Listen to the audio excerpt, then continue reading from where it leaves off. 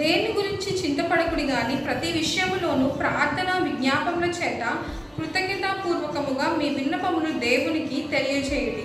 అప్పుడు సమస్త జ్ఞానమునకు మించిన దేవుని సమాధానము యేసుక్రీస్తు వలన మీ హృదయములకును మీ తలంపులకును కావలి ఉండు.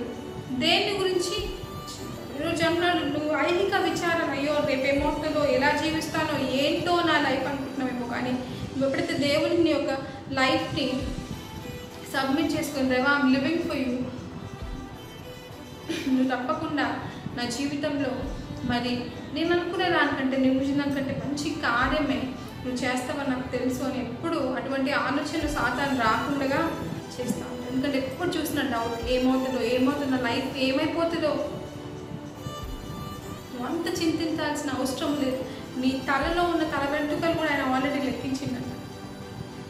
మత్తయి సువార్త 5వ అధ్యాయంలో చూసినట్లయితే 6వ వచనంలో చివరి వచనాల్లో చూసినట్లయితే అక్కడ ఉంటుంది, ఒక స్పారో గురించి రాయబడి ఉంటుంది. ఆ స్పారో ఏమి చేయకుండా దానికి ఆహారం ఇస్తుంది దేవుడు, మరి నీకు ఇవ్వలేడు. దానికంటే విలువైన వాడు నువ్వు ఎందుకు చింతిస్తున్నావు? నేను ఈరోజు చింతను బట్టి ప్రతి దాన్ని బట్టి మనం ఏం కోల్పోతున్నామంటే నిరీక్షణ కోల్పోయేవాడుగా ఉంటున్నాం. నిరీక్షణ లేకుండా మరి మనము విశ్వాసం లేకుండా, నిరీక్షణ లేకుండా మరి దేవునికి మనం ఇష్టమైన వారిగా. అందుకే మరి 1 కొరింథీయులకు రాసిన పత్రిక 13:13లో చూసినట్లయితే ఇవన్నీ గతించిపోతాయి కానీ ప్రేమ, విశ్వాసము, ప్రేమ, నిరీక్షణే ఎల్లకాలం ఉంటాయంట. These things will last for ever అని. అంటే దేని బట్టి నిరీక్షణ, దేని బట్టి విశ్వాసం.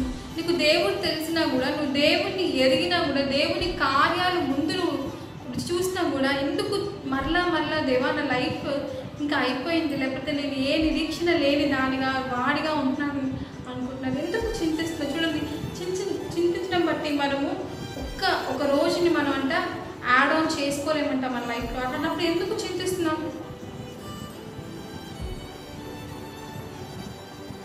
అందుకని చింత యావత్తు మరి దేవునికి approach. Cost all your burdens upon anxiety అన్నింటినీ కూడా మరి దేవునిపై నువ్వు వేసినట్లయితే దేవుడు నీ హృదయాన్ని, మనస్సును మరి శాంతి సమాధానంలో నింపి నేను ఎప్పుడు హెచ్చించాలో, నేను ఎప్పుడు కనపరచాలో, నేను ఎప్పుడు ఇప్పటిదాకా నేను ఎవరు మంచిదానిగా మంచివాళ్ళుగా చూడట్లేదు, నువ్వేమి సాధించలేని దానిగా వానికి అందరికి కనబడచ్చేమో. కానీ దేవుడు అంటున్నాడు, నువ్వు నా దగ్గర హంబల్నెస్తో నువ్వు అడుగు. యు ఆస్క్ మీ, దేవా ఐమ్ సారీ, ఇప్పటిదాకా నువ్వు ఉన్నావని తెలిసినా, నువ్వు చేస్తావని తెలిసిన దగ్గరికి రావడానికి నాకు చాలా మరి లోకంలో పడిపోయి దగ్గర రావడానికి నాకు ఇష్టం లేదు. ఎందుకంటే ఇప్పటిదాకా నా జీవితంలో ఏం కార్యం చేయట్లేవు కదా, ఎందుకు అడగాలి, ఎందుకు నేను అడిగినా కూడా దేవుడు ఇవ్వట్లేడు కదా అని నీకు దూరంగా వెళ్ళిపోయాడేమో, నన్ను క్షమించదేమో అని. ఎందుకంటే చూడండి, నీ విచారాన్ని బట్టి కూడా నువ్వు ఆయన రాకడ గురించి మర్చిపోతామంట.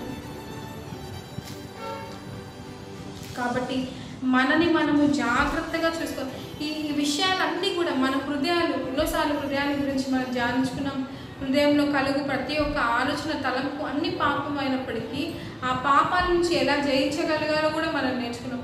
కానీ వీటన్నిటిని నేర్చుకుంటున్నాం, వింటున్నాం, అనేకమైన వాటిలో మనం దేవుని సేవలో ఉంటున్నాం, అన్నింటిలో చేస్తూ ఉన్నాం. కానీ మన లైఫ్కి వచ్చేసరికి మన రిలేషన్షిప్ ఎట్లా ఉంది, దేవునితో మన సహవాసం ఎలా ఉంది, రేపు దేవుని ఎట్లా ఫేస్ చేస్తామన్న ఆలోచన ఎవరికైనా కలిగి ఉందా అండి?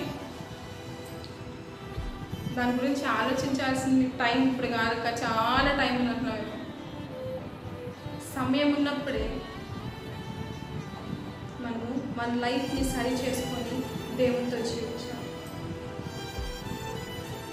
ఎన్నో విషయాలు ప్రార్థనతో మరి ఇతరులను ప్రేమించే వారిగా మనల్ని హింసించిన వారి కోసం ప్రార్థించి అందరితో సమాధానపడి మరి దేవుని యొక్క వాగ్దానాన్ని చేతపట్టుకొని మనల్ని మనం సిద్ధపరచుకోవాలి. సిద్ధపాటు కలిగి దేవుని యొక్క రాకడ కోసం సిద్ధపడాలని ఎన్నో అంశాలను మనం నేర్చుకున్నాం.